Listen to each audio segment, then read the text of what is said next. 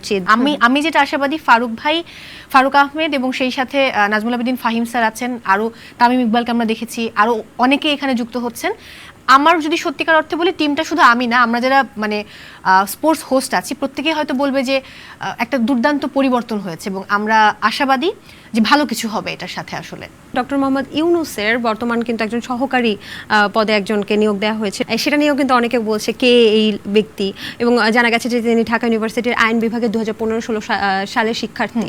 এবং এই যে তরুণ প্রজন্ম রাষ্ট্র সংস্কার বা রাষ্ট্রের বড় বড় পদে যাচ্ছে, আপনার কি মনে হয় যে এটা কি আসলে রাষ্ট্রের জন্য ভালো হবে, নাকি অভিজ্ঞতা সম্পন্ন লোক থাকলে আরো বেশি ভালো হতো? না, আমাদের এখানে কিন্তু অভিজ্ঞতা সম্পন্ন লোকও আছে, অবশ্যই আছে। তো এখানে একটা মিশ্র ব্যাপার আছে। সো আমার কাছে মনে হয় যে একটা গ্যাপ ছিল এর আগে, তরুণদের কথাগুলো হয়তো ওই অভিজ্ঞ লোকদের কাছে গিয়ে পৌঁছাতো না। যেহেতু এখানে এখন অন্তর্বর্তী সরকারটা এমন যে আপনার 25 থেকে 85 বছর বয়স পর্যন্ত মানুষজন এখানে রয়েছেন, অভিজ্ঞরাও আছেন, প্রবীণ নবীন মিলে কিন্তু সরকার গঠন করা হয়েছে।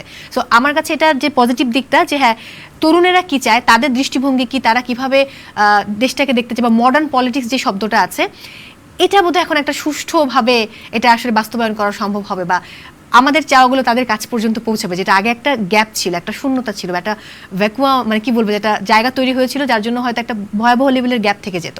সেই গ্যাপটা এখন আর থাকার সম্ভাবনা নেই, কারণ তাদের ভাবমূর্তিগুলো বা তাদের কি মন্তব্য, তাদের কি মতামত, এগুলো কিন্তু এখন ডক্টর মোহাম্মদ ইউনূস পর্যন্ত পৌঁছাচ্ছে। এবং তিনি ভীষণ রকম বিচক্ষণ মানুষ। আমার মনে হয় যে তিনি আসলে তার সেই বিচক্ষণতা দিয়ে সবকিছু হ্যান্ডেল করবেন। বিভিন্ন প্রোগ্রাম করছেন আপনি, হ্যাঁ, সেখানে কি প্রডিউসাররা, বা একটু প্রোগ্রামের আলোচনা করি, যে প্রডিউসার বা আপনাদের যে প্রোগ্রাম, যে অর্গানাইজেশন থেকে প্রোগ্রাম করছেন, সেখানে কি ভাইরাল ইস্যুটা এখন আসে, যে ভাইরাল হওয়ার জন্য চাপ দেয় আপনাকে কেউ? অবশ্যই দেয়। আমার ধারণা আপনিও এই যে প্রশ্ন করছেন, চাচ্ছেন যে কোনো একটা ক্লিপ এটা ভাইরাল হোক। না, এখনো চাচ্ছি না, একটু পরে যেগুলো করবো সেগুলো ভাইরাল হবে। তো এই চাপটা কেমন লাগে আপনার? একটা সময় তো আপনি অনেক বছর ধরে করছেন, একটা সময় নিশ্চয়ই এগুলো ছিল না। একটা সময় ছিল না, ভালো লাগে না, এটা আমার ভালো লাগে না। ভালো লাগে না। আচ্ছা, এটা আপনাকে আমি একটা ছোট্ট গল্প বলি আমার জীবনের। ডেফিনেটলি। পুরো গল্পটা হয়তো বলা সম্ভব না। লাইক ওই সময়টা আমার যিনি অতিথি, আমাকে টকব্যাগে আমার প্রডিউসার বললেন যে মৌ, তুমি যেহেতু ওর ভাগ্যে রোস্ট পড়েছে, তুমি বলো যে আজকে তো আপনি রোস্ট বানাবেন, যখন ফেসবুকে আপনাকে রোস্ট করা হয় তখন আপনার কেমন লাগে। সো সে মানে দ্যাট টাইম তখন আমি রোস্ট হচ্ছি। এখন আপনি ভাবুন যে এই প্রশ্নটা ওকে করতে আমার কেমন লাগবে। তখন আমার ব্যক্তি জীবনে একটা ঝড় বয়ে যাচ্ছে, এবং সেটা সেটা আমার কোনো মানে আমি জানি না। আমি হুট করে সকালবেলার ফ্লাইটে নেমে লন্ডন থেকে এসে আমি শোতে গেলাম, এবং তারপর একটা আকাশ কুসুম একটা ঘটনা ঘটলো। ওই ব্যাপারে আমি যেতেই চাই না, কিন্তু একবার শুধু ভাবুন যে তখন ওই প্রশ্নটা করতে আমার কেমন লাগছে। আমাকে তো হেসে হেসে শো করতে হয়। আমি কয়েকদিন ধরে একটা কথা খুব কমন রেগুলারলি বলছি, যে একজন শিক্ষক, একজন ডক্টর, একজন উকিল, একজন সাংবাদিক, বা হোয়াট এভার অন্য যে জব করে, সে একটা শোক কাটিয়ে উঠে তার কাজটাতে আবার জয়েন করে। কালকে গিয়ে হয়তো সে ক্লাস নেবে, না হলে সে হয়তো নিরাপত্তা দেবে, না হলে সে চিকিৎসা করবে। তো আমরাও কিন্তু আমাদের শোকগুলো কাটিয়ে গিয়ে আমরা আমাদের কাজ করি। আমাদের কাজটা কি? সুন্দর করে মেকআপ নাও, গেট আপ সুন্দর হতে হবে, পশ কোনো কাপড় পরো, এবং লিপস্টিক দাও, কাজল দাও, তারপরে হেসে দিয়ে ওয়েলকাম করো দর্শকদেরকে। দর্শক তখন আমাকে গালি দেয় যে তোর তো লজ্জা শরমই নাই, এবং তোর তো কোনো মনও নাই, তুই কি?